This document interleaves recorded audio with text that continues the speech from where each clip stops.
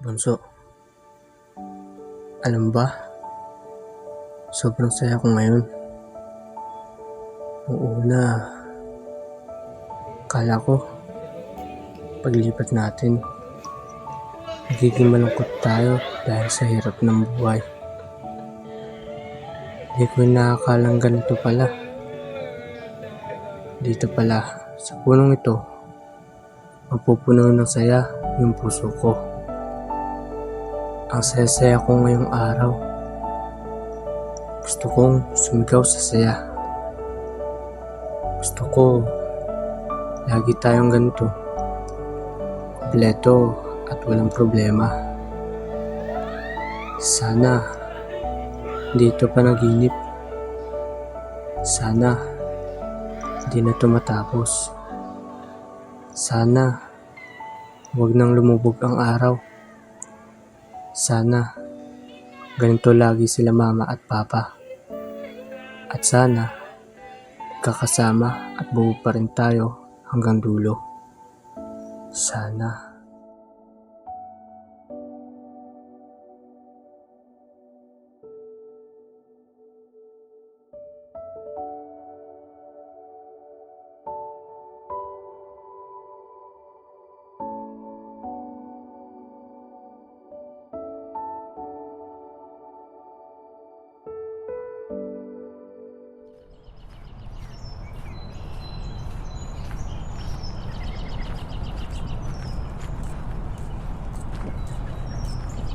Uy, parang Luis.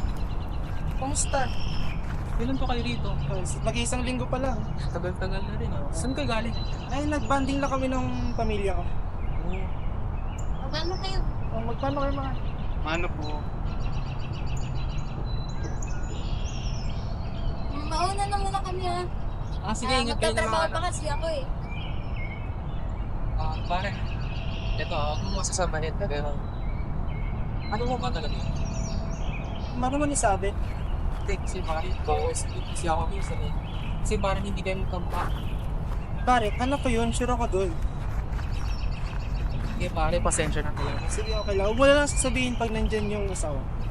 Ay pare, ito pala number ko. Baka sakaling gusto mo ng kainuman, tawagan mo na lang ako. Sige, pare. Ito, pare. Okay na. Ayun na. Thank you pare. Ingat, pare. Ingat pare.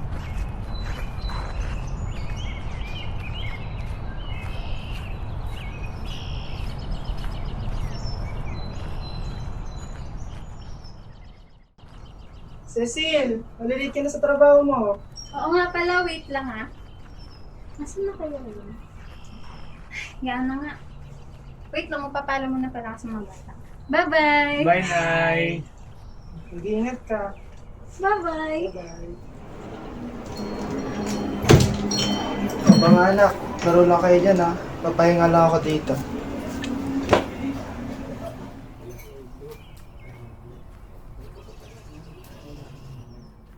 Ano mo ba talaga yun? Kasi parang hindi kayo magkampa. Bakit parang may punto siya? Hindi kami magkamukha ni Bunso. Naguguluhan na ako.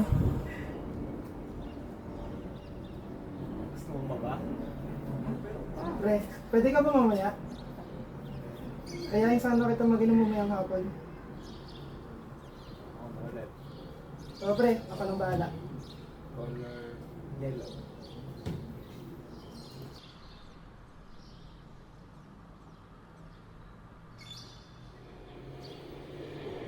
Lasing na ako, pre. Ano ba talagang sadya mo? Pre, tapatin mo nga ako. Ano mga nalalaman mo sa asawa ko? Cecil. Alam mo yan si Cecil? Naging bulong-bulungan yun noon dito. Na kesyo, nagpapapunta yan ng lalaki dun sa bahay nyo habang wala ka. Nabuntis yan, di ba? Siyempre, nanahimik ako nun kasi kala ko ikaw yung tatay eh. And nakita ko kayo kaganinang umaga. Nagtaka talaga ako dun sa bata kasi hindi mo talaga siya kamukha. Totoo ba yung mga pinagsasabi mo? Kumalma ka pre. Siguraduhin mo yan, ha? Totoo to. Wag, miss! Pakalandi mo! Dito tayo sa bahay!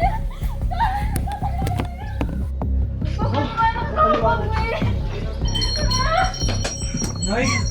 Napakalandi mo! Hindi ko nasa niya! Hindi! Hindi ko Hindi! Nabuntis ka! Tay, ito mo na yan, Tay! Tay! Hindi kita anak!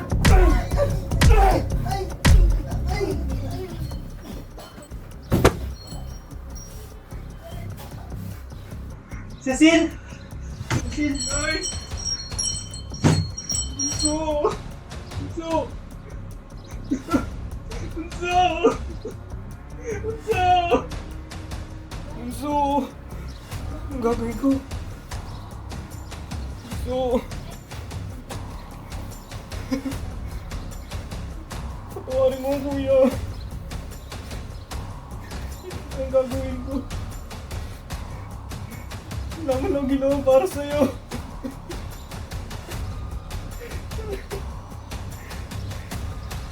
Hindi na alam nangyayari sa atin.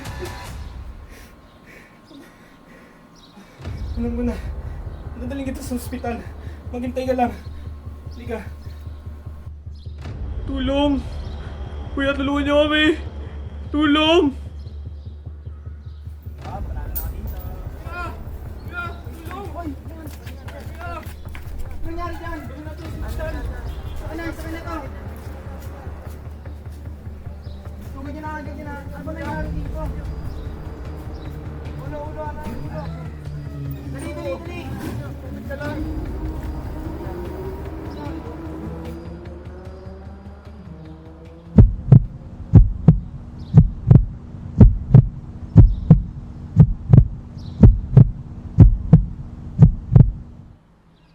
Dok, kamusta po yung kapatid ko?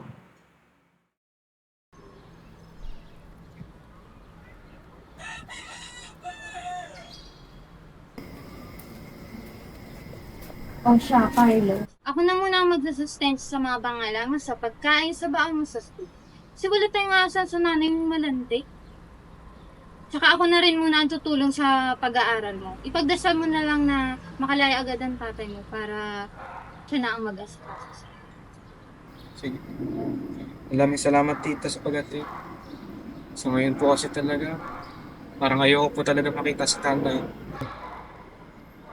O siya, nag-iwan ako ng pagkain doon. Mauuna na ako. Magpahinga ka na. Maraming salamat tita. Ingat po kayo sa pag-uwi. Mag-iingat ka din po ulit. Bunso, buti na lang, magaling ka na. Buti na lang talagang, mabilis kang gumaling. Okay lang mo yan. Nakakatakot yung talaga ng tatay. Tara, kain na tayo.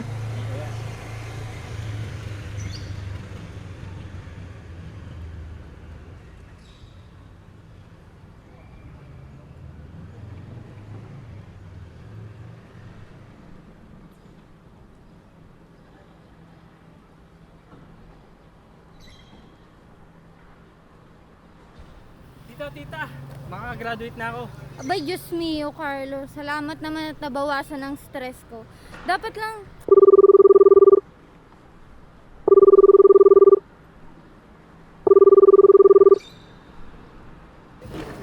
Hoy Linda, nakagraduate na pala yung pamangkin mo? Ay, Diyos ko, mabuti nga't nagkaroon ng himala. Hindi ko inaasahang manang-mana siya sa ina niyang mahina ang kukoto. Grabe inabot na ng 21 bago pa makagraduate ng elementarya. Sinabi mo pa, ipapasok ko nga agad dyan sa eskwela bilang janitor. Yun lang naman ang makukuha niyang trabaho. Aba, hindi ko na siya kayang tustusan.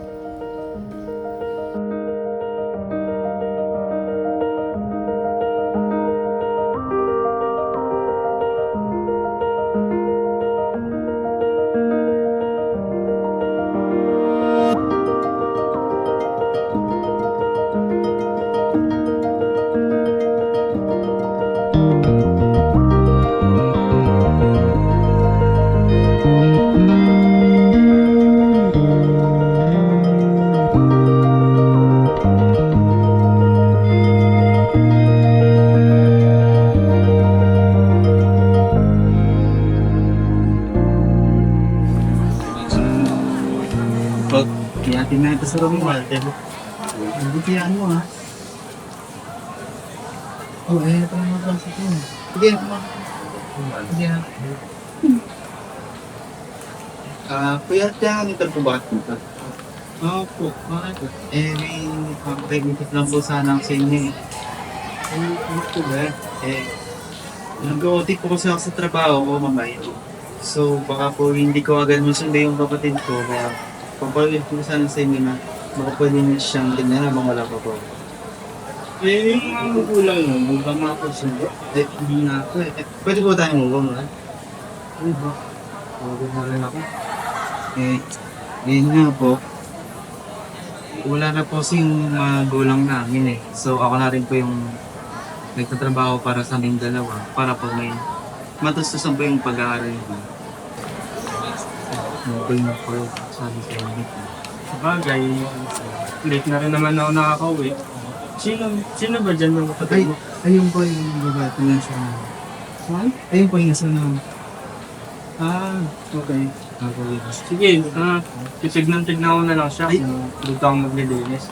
Madalas naman, Hindi po ba nakakabal? hindi naman, madalas naman ako dito maglinis. Sasabihan ko na lang po yung kapatid ko. Mahal. Salamat po. Hindi, walang...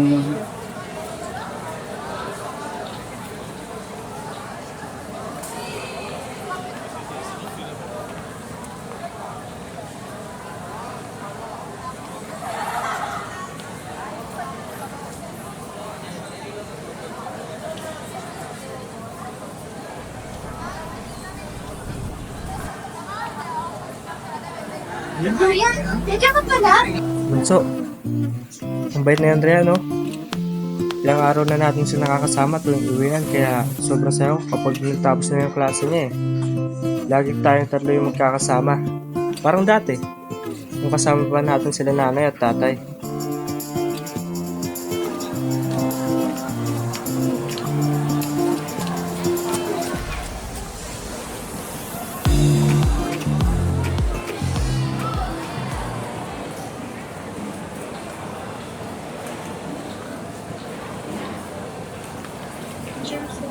Ano ba yung Johnny?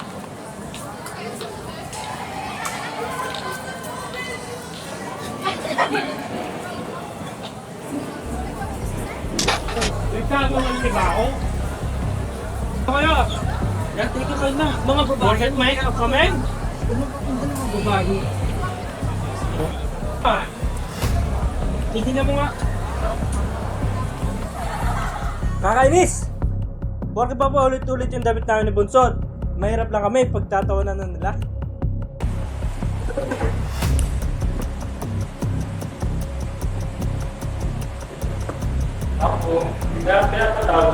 Yes, pasok.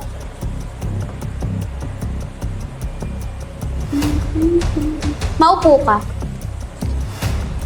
I'm so disappointed to you, Mr. Adlawin, dahil sa mga balitang naririnig ko tungkol sa'yo. Noon, hindi ako naniniwala, pero dahil sa mga ebidensya na pinakita sa akin, naniniwala na ako. Pero ma'am, binubuli po nila ako dahil mahirap kami. Hindi ko na kailangan ng paliwanag mo. Sapat na sa akin yung mga ebidensyang naipakita sa akin. Kaya ngayon makakaalis ka na. Tanggal ka na sa trabaho.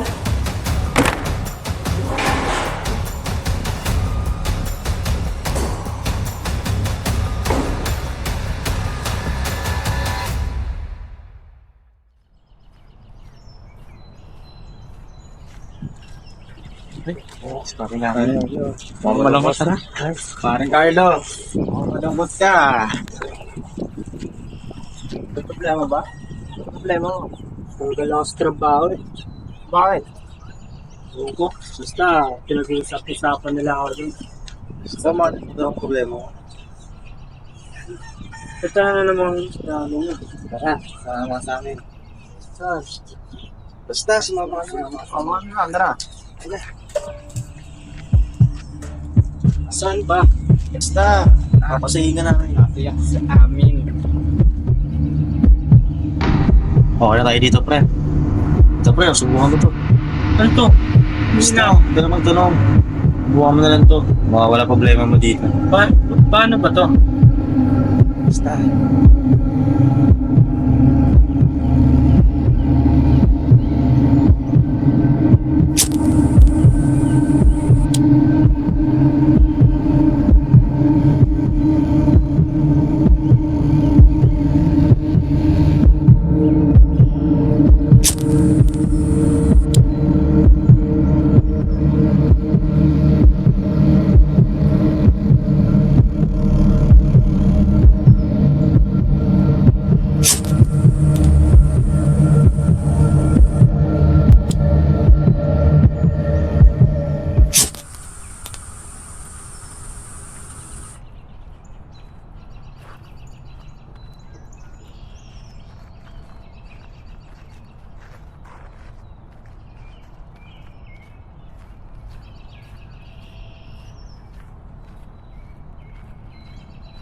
Oh, ano ba gusto mong ulam? Kuya, gusto ko ng hotdog. Hotdog na naman. Uy, kuya! Ay, kuya. Hello po. Kumusta? Ay, balita ko natanggal daw po kayo sa trabaho ah. Oo, dinabuli kasi ako ng mga teacher. Bakit? Ganun ba? Taga dito po ba kayo? Oo, yan lang ako sa malapit. Dyan. May request po sana ako eh. Ano ba yun? Kasi po, may biglang racket mamaya sa trabaho. So, baka po, late na ako makauwi. Baka po pwede pabantay yung kapatid ko. Oo, pwede naman. Hindi po ba kayo busy mamaya? Wala. Wala nga Wala naman. trabaho eh. Turo ko na lang po kaya yung bahay namin para po kami. Taga dito lang rin po na kayo. Kasi taga dito lang po kami. Turo ko na lang po. Sige.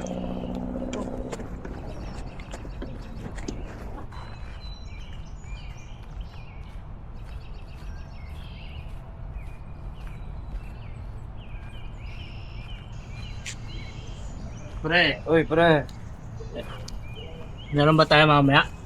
Wala na, pre. Tapos na kami. Naubos na namin. Hindi naman lang ako tinawag. Doon lang naman ako sa kanto. Kuya, gusto ko ng laro, kuya.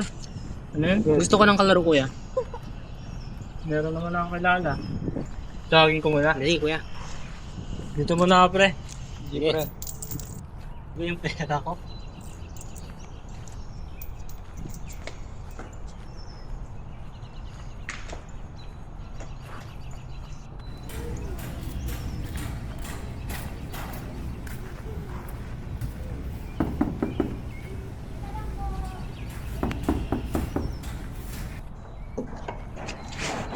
Ay, kuya. Bakit Sama ka po? sa akin. Saan po? Dun sa bahay. Naglalaro lang kayo ng kapatid ko. Sino po kapatid? Kapatid ko. Gusto niya lang kasi nakalaro. Ayoko, kuya. Magagabi na po kasi baka pagalitan po ako. Biniling ka naman sana ng kuya mo eh. Ayoko, kuya. Sama ka sa akin. Ayoko po. Tara na. Gusto mo ah. Mama sa akin. Sa akin.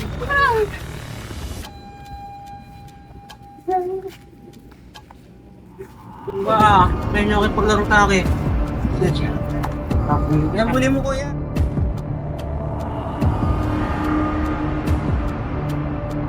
Oh, bakit? Tulungan niyo ako muli yung bata. Tago ba kayo? Loy! Bilitin niyo!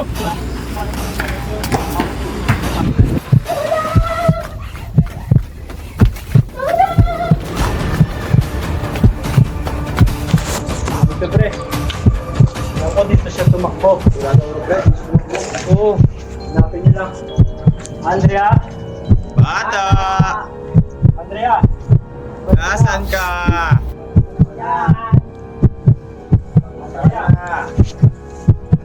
Bata! Nasaan ka? Lumabas ka na!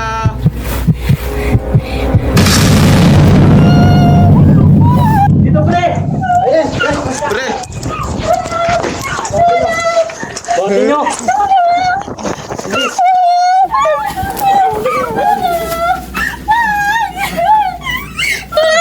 Ito ka! Yan na! Ang kalaro mo! Kuya, ayaw makipaglaro sa akin! May paglaro ka sa kapatid ko! Pare, sino kapatid mo? Ano yan, alay? May paglaro ka! Kuya, ayaw pa. Ayaw mo? Uy! Pre, ginawa mo. Pre! Uy, patay na, tara! Sipa na tayo!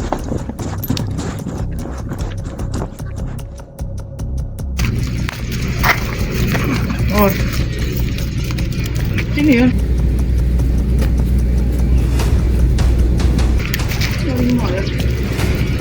Andrea? Andrea! Andrea! Inuwan na ito sa'yo! Andrea! Tulong! Tulong! Andrea! Andrea! Andrea! Kung bakit ba tanungan sa'yo na ito? Andrea! Putay ko!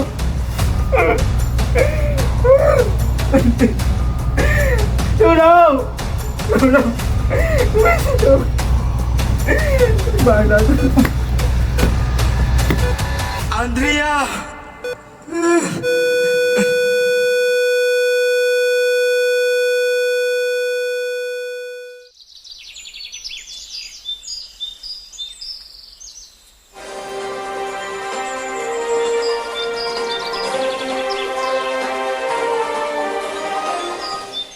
Breaking news.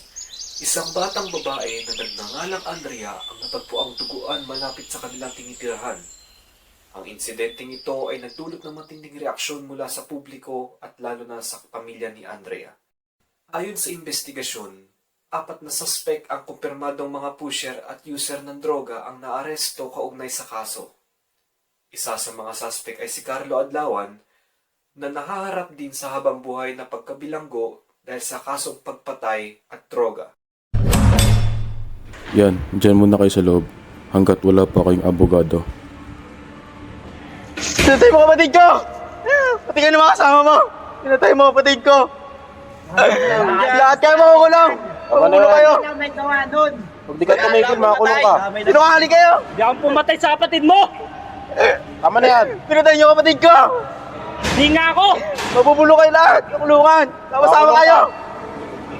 Huwag ka tumigil. Mamamatay ka!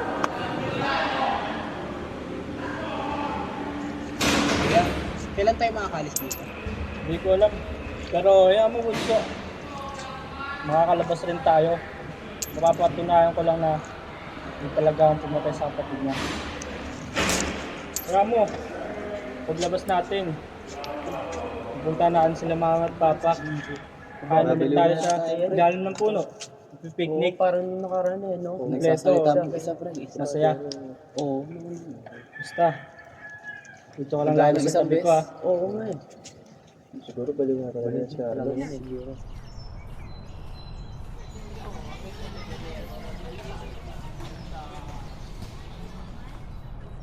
Serge, kasi ba yung kosa natin dun sa loob? Oo nga eh.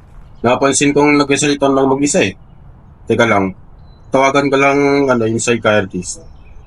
Oo nga, para dun sa last na interrogation. Sige, Serge, dito na ako.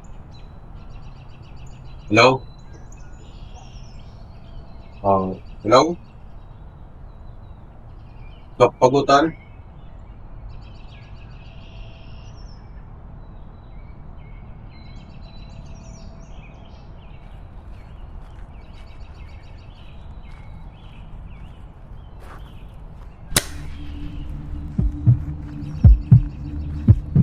Carlo, alam kong pagod ka na. At dahil nasabi mo na dapat namang malaman tungkol sa iyo at sa puso mo kapatid noong araw na iyon, nalaman ng aming grupo ang buong pangyayari. Alam ko na nga lahat yan. Hindi mo na kailangan ikwento. Noong araw na binugbog ng tatay mo ang bunso mong kapatid, namatay agad siya sa ospital. Kaya nakulong agad ng tatay mo. Pinagsasabi mo, buhay ang kapatid ko at kasama ko siya.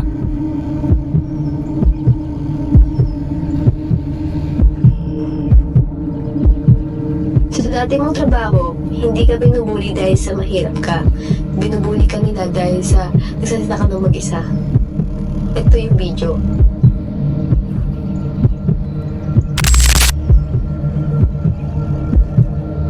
Ano yung janitor na parang galing mo na? Oo, yung nalidyahan. Parang bali. Hindi nga yan totoo. Dahil sa nalalo ka sa masamang bisyo, lumala ang sakit mo at doon ka naging bayolente. Wala kang kapatid na gusto makipaglaro nung araw na iyon. Pinagsasabi mo, hindi yung kapatid ko. Pinagtanggol ko lang siya kay Andrea dahil sinasaktan siya.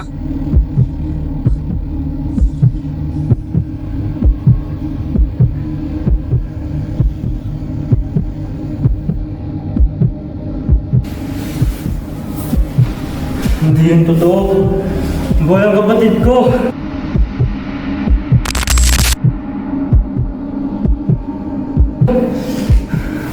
Hindi yung totoo. Buhay ang kapatid ko.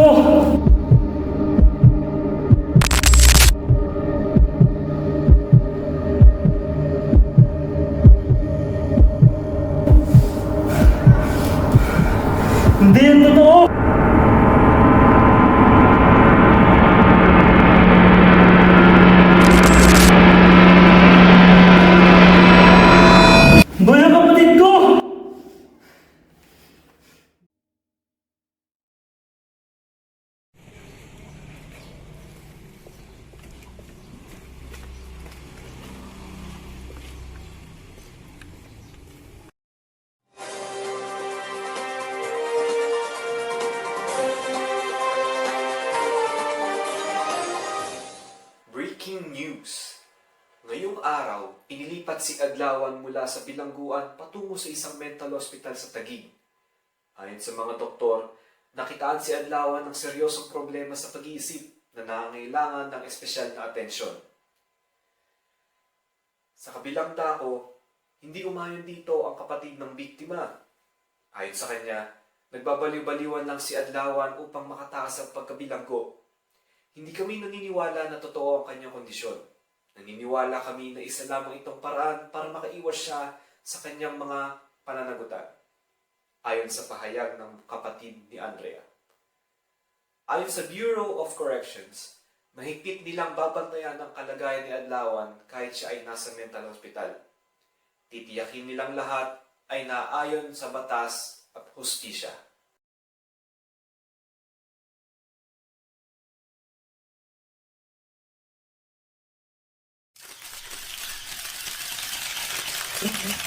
Ang taong pumatay sa akin kapatid ay hindi siya baliw. Hustisya para sa kapatid ko si Andrea. Ang taong yan ay dapat maranasan kung anong naranasan ng kapatid ko. Kailangan niya magbulok sa bilangguan. Hustisya para kay Andrea. Hustisya para sa kapatid ko. Bunso, alam ba? Sobrang saya ko ngayon.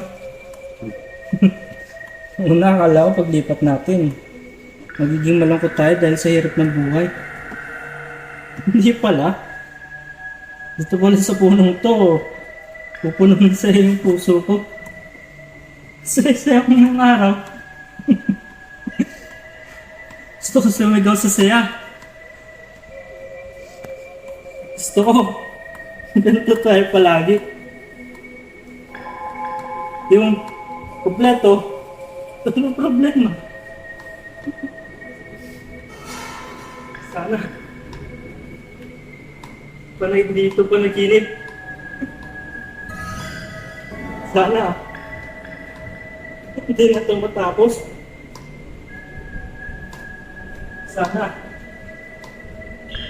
lagi sila mga papa. Sana magsama dulo tayo hanggang dulo. Sana